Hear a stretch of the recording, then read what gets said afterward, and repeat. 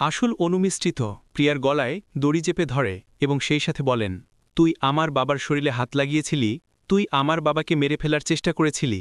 তখনই প্রিয়া বলেন, মিষ্টি, তুই কি তোর বাবাকে বাঁচিয়ে নিয়েছিস, সেই সাথে নিজে পাগল হয়ে গিয়েছিস? তুই যদি এখন আমাকে জানে মেরে ফেলিস তাহলে সকলেই তো জানতে পারবে মিষ্টি পাগল হয়ে গিয়েছে আর রাগের মাথায় আসল অনুকে মেরে দিয়েছে। আমার সাথে সাথে আসল অনুর প্রমাণটাও মরে যাবে। তুই কখনই প্রমাণ করতে পারবি না তুই আসল অনু। এ কথা শুনলে মিষ্টি তো একদম রেগে গিয়ে প্রিয়াকে ধাক্কা দিয়ে মেঝেতে ফেলে দেন।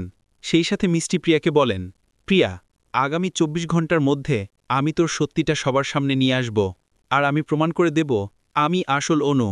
শুধু তাই না, এরপর তো প্রিয়া গুন্ডা ভাড়া করে আসল অনু মিষ্টিকে মেরে ফেলার জন্য, আর গুন্ডাগুলো তো ছুরি হাতে নিয়ে মিষ্টিকে মারার জন্যই যাচ্ছিল।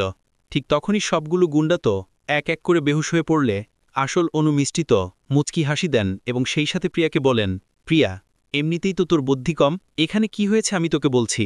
ঠিক তখনই আমরা দেখতে পাই প্রিয়া তো গুন্ডাদের সাথে কথা বলছিলেন, আর এই সব কিছু আসল অনু মিষ্টি ছাদের ওপর থেকে দেখতে পান। সেই সাথে আসল অনু মিষ্টি তো পানিতে মেডিসিন মিশিয়ে মেডিসিন মেশানো পানি গুন্ডাদেরকে খাইয়ে দেন, যার কারণে গুন্ডারা মিষ্টিকে ছুরি দিয়ে আঘাত করতে গিয়ে উল্টো তারাই বেহুশ হয়ে পড়ে।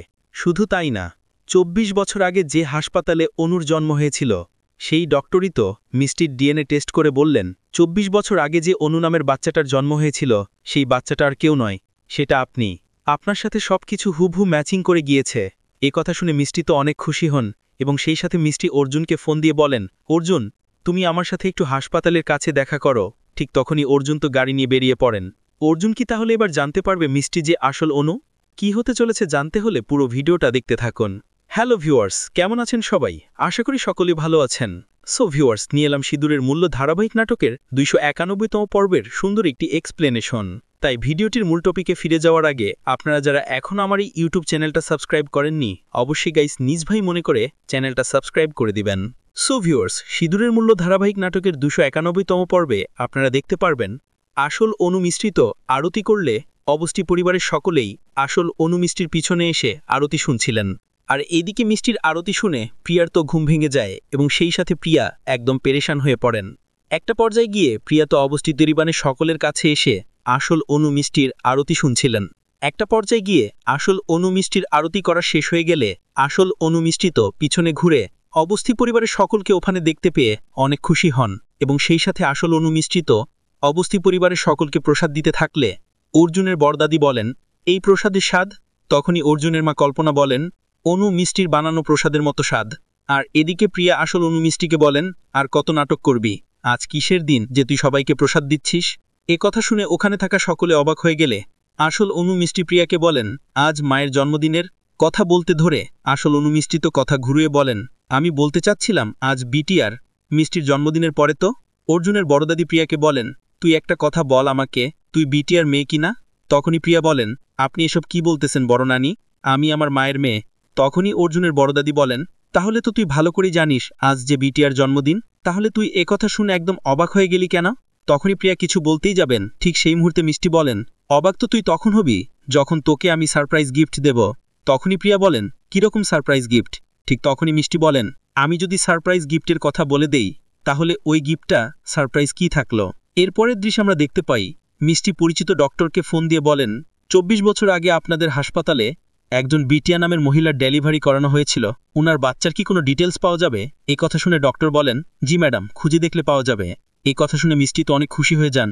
এরপরের দৃশ্যে আমরা দেখতে পাই মিষ্টি তো হাসপাতালের দিকে যাচ্ছিলেন, আর এদিকে প্রিয়ার ভাড়া করা গুন্ডারা মিষ্টিকে মারার জন্য ছুরি হাতে নিয়ে মিষ্টির কাছে গেলে সবগুলো গুন্ডা তো বেহুশ হয়ে পড়ে। তখনই আসল অনু মিষ্টি তো একটা মুচকি হাসি দেন এবং সেই সাথে প্রিয়াকে বলেন, প্রিয়া, তোর বুদ্ধি কম, এখানে কি হয়েছে আমি তোকে বলছি। ঠিক তখনই আমরা দেখতে পাই প্রিয়া তো গুন্ডাদের সাথে কথা বলছিল, আর এই সব কিছু আসল অনু মিষ্টির ছাদের উপর থেকে দেখতে পান। সেই সাথে আসল অনু মিষ্টি তো পানিতে মেডিসিন মিশিয়ে ওই মেডিসিন মেশানো পানি গুন্ডাদেরকে খাইয়ে দিয়েছিলেন। এরপরের দৃশ্যে আমরা দেখতে পাই ডক্টর মিষ্টিকে বলেন, মিষ্টি, তুমি একদম ঠিক বলেছিলে, ২৪ বছর আগে বিটিয়া যে বাচ্চাটাকে জন্ম দিয়েছিল সেই বাচ্চাটা তুমি, সেই বাচ্চাটার সাথে তোমার সবকিছু মিলে গিয়েছে। এই নাও ডিএনএ টেস্টের প্রমাণ। ডিএনএ টেস্টের প্রমাণ পেয়ে মিষ্টি তো অনেক খুশি হন এবং সেই সাথে মিষ্টি অর্জুনকে ফোন দিয়ে বলেন, অর্জুন, তুমি এবার হাসপাতালে আমার সাথে দেখা করো। ঠিক তখনই অর্জুন তো গাড়ি নিয়ে বেরিয়ে পড়েন। আর এদিকে মিষ্টির হাত থেকে তো ডিএনএ টেস্টের প্রমাণের কাগজগুলো ছুটে গেলে মিষ্টি তো ওই কাগজগুলোর পিছনে ছুটছিলেন। একটা পর্যায়ে গিয়ে ওখানে অর্জুন চলে আসলে ডিএনএ টেস্টের প্রমাণের কাগজগুলো তো অর্জুনের গাড়ির গ্লাসের উপরে গিয়ে পড়ে।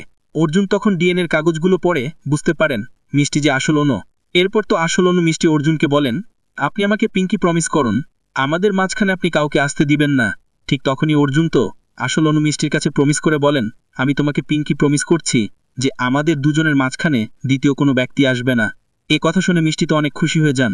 সো ভিউয়ার্স, এই ছিল সিঁদুরের মূল্য ধারাবাহিক নাটকের 291তম পর্বের সুন্দর একটি এক্সপ্লেনেশন। তাই ভিডিওটি মূল টপিকে ফিরে যাওয়ার আগে আপনারা যারা এখন আমার এই ইউটিউব চ্যানেলটা সাবস্ক্রাইব করেননি, অবশ্যই গাইজ নিজ ভাই মনে করে চ্যানেলটা সাবস্ক্রাইব করে দিবেন। সকলে ভালো থাকবেন, সুস্থ থাকবেন।